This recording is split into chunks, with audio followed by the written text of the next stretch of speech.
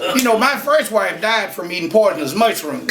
And my second wife, well, she also died from eating poisonous mushrooms. My third one, she died from a brain concussion.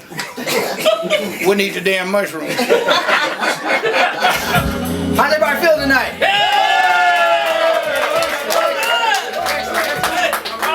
I didn't hear anybody on this side. How y'all feel tonight? Hey, look, the Lawrenceville Comedy Club has a treat for you tonight. Mr. Larry Jemison Sr. is in the house. We're gonna get into this. We'll get right into this thing. Everybody, put your hands together. Round of applause for Mr. Larry Jemison Sr.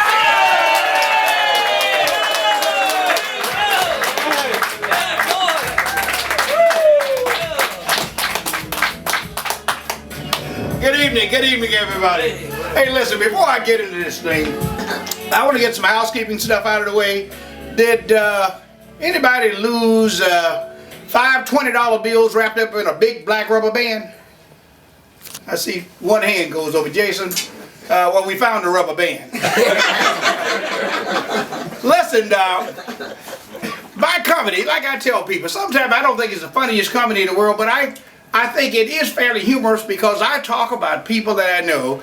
And I want to talk a lot tonight about one guy that I've known for a lot of years, old Curtis Jeans. I've known Curtis Jason for nearly 35, 40 years. So I'm going to talk a lot about Curtis because he's a guy that I know. I'm going to tell you, Yolanda has known me for so long, sometimes I think she takes me for granted. I was over at Yolanda's house the other night, and she, as soon as I walked in, John, you know what she said to me? She said, "Larry, take out the trash." I said, "Hell, you married Curtis, you take him out." Yolanda asked me one time, she said, "Larry, say Curtis is turning 50. She said, I'd like for you to help me surprise him with a birthday party." I said, "Well, yo, I'll do whatever I can." I said, "You tell me what you want me to do." She said, "Well, what I'd like for you to do," she said, "if you could just get the place." She said, "We can make it work." I said, "Well, tell me how many people you're going to invite so I know how big a place to get." And I remember Yolanda told me, she said, "Larry said, just get a place that's large enough to accommodate all of Curtis's friends." I told her, I said, "Hell, we can do that in a phone booth." Buddy, this guy, Larry Jemison, is the best. You guys need to watch him on TV. He is very, very funny. He is going to be a comedian. You know, Curtis's son, Byron I remember when Byron turned 16, Ed, Byron came to Curtis, and he said simply this. He said, "Dad," he says, "I've got my learner's permit. I've got my learner's permit. I'd like to take the car out solo." He said, "I'd like to go out on my own, just me." And Curtis told him, I remember it just like it was yesterday. Curtis told him, said, "Son, so I tell you what I'll do." He said, "I'll make you a deal." He says that if you can get your grades up, so I'll give you 6 months. He said, if you can get your grades up, he said, "I'd like to see you read the Bible a little bit more." And he said, "Lastly, I need you to get that haircut." And 6 months later, Byron came back and said, "Dad, I'm ready. So I'd like to take the car out solo." And Curtis said to him, he said, "Son," he said, "I'm really impressed with what you've done with your grades. You've got your grades up. I like that." He said, "I noticed you've been reading the Bible on a nightly basis." He says, "But that hair." He said, "You didn't cut that long hair." And that's when Byron looked his dad right in the eye. He said, "Dad," he says, "you notice I've been reading the Bible quite a bit lately." He said, "I noticed." He said, "Samson, thought to be the strongest man in the Bible, he had long hair." He said that John the Baptist, the prophet, I noticed he had long hair. Moses delivered the 10 Commandments. He had long hair. And Byron told his dad, said, "You know, Dad," said, "Jesus, even Jesus himself," he said, "we might be able to make the case that Jesus had long hair." And that's when Curtis looked him in the eye and said, "All right, you smart brat," said, "did you notice everybody you named walked everywhere they went?"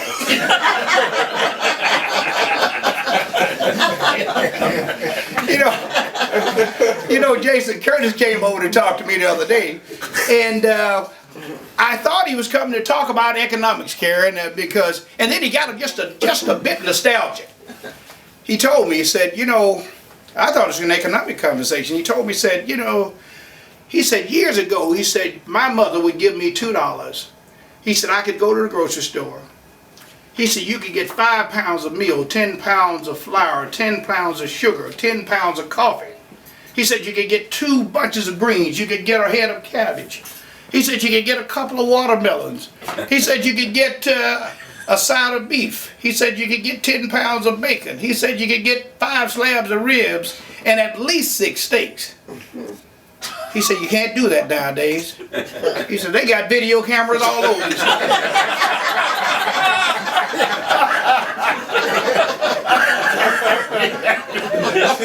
You know, if you like me, I'd like to see a guy who stands up to his wife. And this is where Curtis stands strong.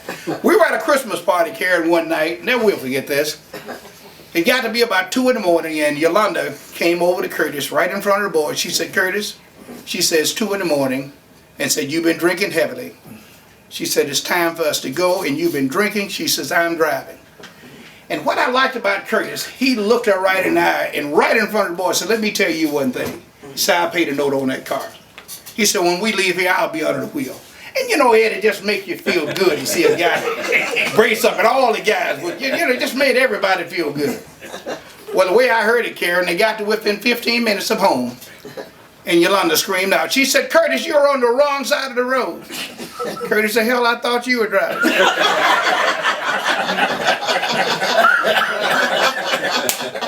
You know, I remember when Curtis' daughter was born, so you know I'm going back something like 35, 40 years ago. They tell me how Curtis was impatiently walking the floor right outside the delivery room, back and forth, and said this went on for maybe 2-3 hours. And said finally, the nurse came out with a beautiful brown baby. And said Curtis emotionally ran over and embraced the nurse and the baby. And he screamed out, he said, it's a boy, it's a boy. And the nurse said, sir, it's a girl, and please turn loose my finger.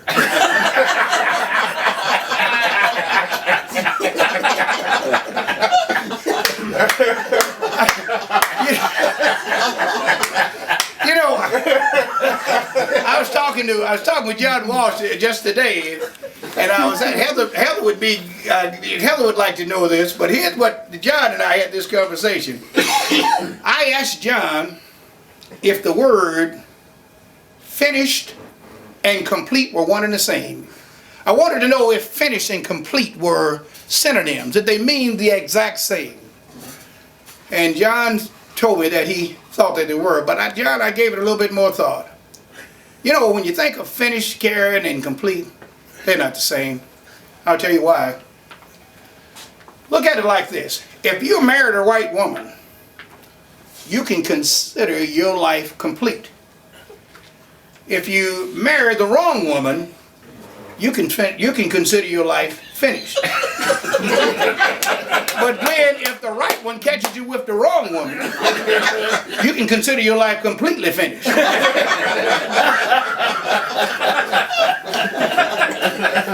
You all know Curtis. You know Curtis worked for Texaco, Lynn.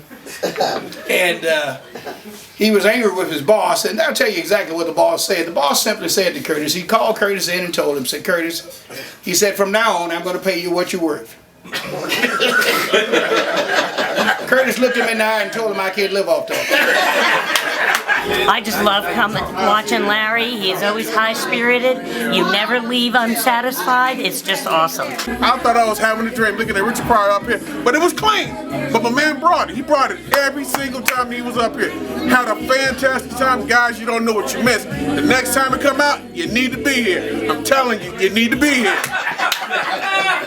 But Curtis is one of those, no, but he's one of those guys though. Curtis told me, and I thought it was profound. Curtis told me, point blank, he said that he wouldn't join a club whose standards were low enough to let him in. No, he was just saying he didn't want to be around people like that. I got to share this. Let's go make some folk real mad, Karen, when I tell this, but John, this is true. I got to tell you about this experience I had in D.C. when I was in Washington, D.C. Got tied up in a traffic jam that was just about a mile long. And we're sitting back here waiting on traffic to move, and finally I saw these guys working their way back. There were 2 guys knocking on windows. When they finally got to my car, I rolled my window down. I said, hey man, what's going on up there?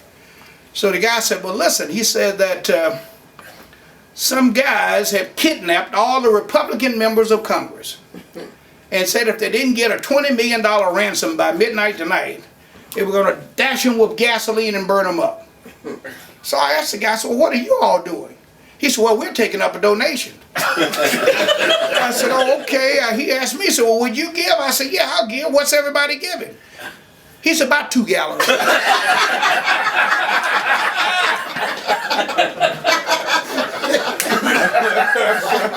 You know, Frank Jones always want me to tell this, Karen, and this gets me booed out, Heather, every time I tell this. It's true, but every time I tell this, I get booed by the ladies, but it's a true story. They asked me, Glenn, why did it appear that married men were always fatter than single men? And you know, I never thought about it until I did some research on my own, and I checked it out. It's true. Married men are they're fatter. And but there is a rationale for it. What it is, a single man will come home. He'll go to the refrigerator, sees nothing that he wants, and go to bed. A married man will come home, go to bed, sees nothing that he wants, and go to the refrigerator.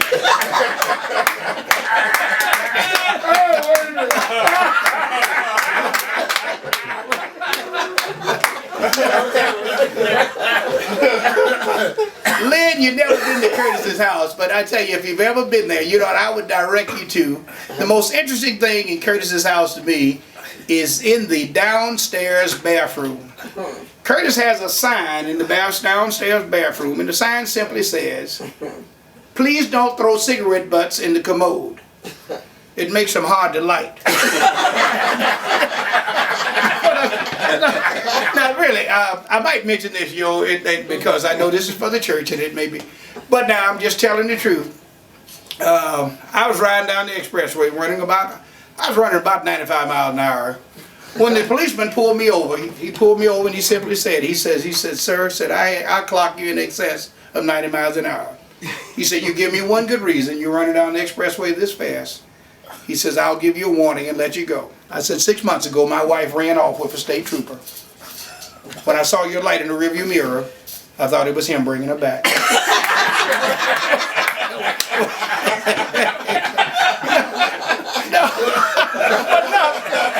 Now, since we're talking about wives,